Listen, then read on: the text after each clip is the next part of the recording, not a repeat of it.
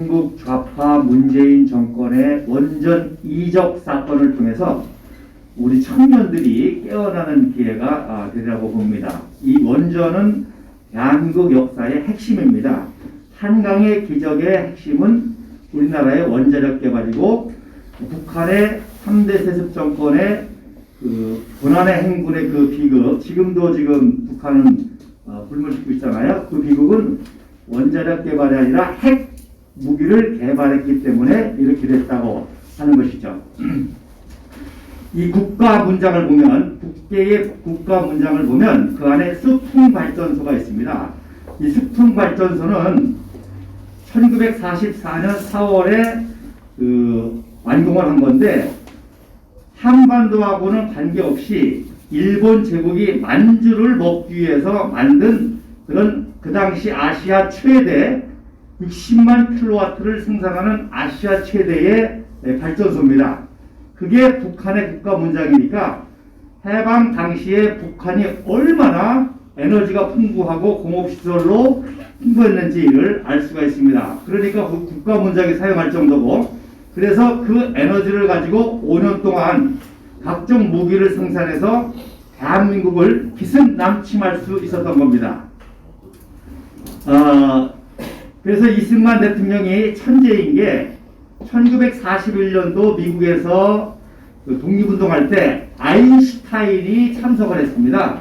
그래서 이미 그때부터 이승만 박사는 이 원자력의 위력을 알았고, 그래서 1942년 1월 달에 그 유명한 VOA 방송 아시죠?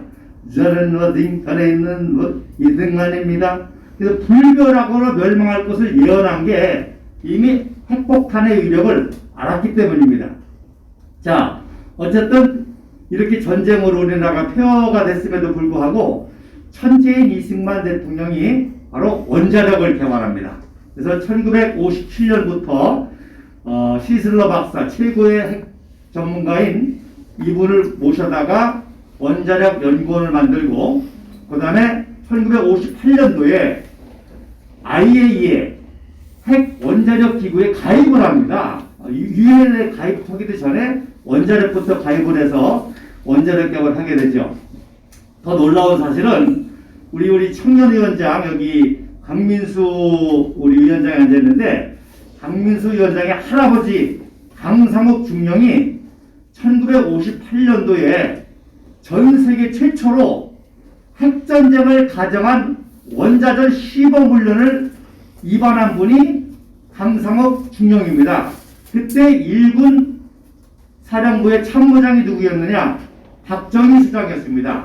그래서 박정희 소장과 강상욱 중령이 바로 전 세계 최초로 원자력 폭발이 투하되는 그런 상황에서 어떻게 사단급 전쟁을 할 것인가. 그래서 이 시범 훈련을 해가지고요, 전 세계 모든 핵관계들 다 와서 관전할 정도였습니다.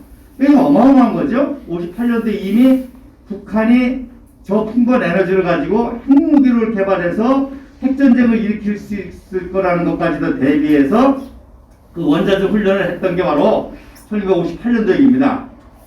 자, 이승만 박사가 하야하고 민주당 정권이 정권 잡으면서 제일 먼저 한 게 탈원전입니다. 그래서 엄청난 인력과 예산이 들어가는 탈원전을 이해 못하는 거예요. 그리고 그 돈 가지고 포퓰리즘 정책을 한 겁니다. 그래서 제일 먼저 원자력 연구원을 폐쇄하고 탈원전을 이미 1960년대에 한 겁니다.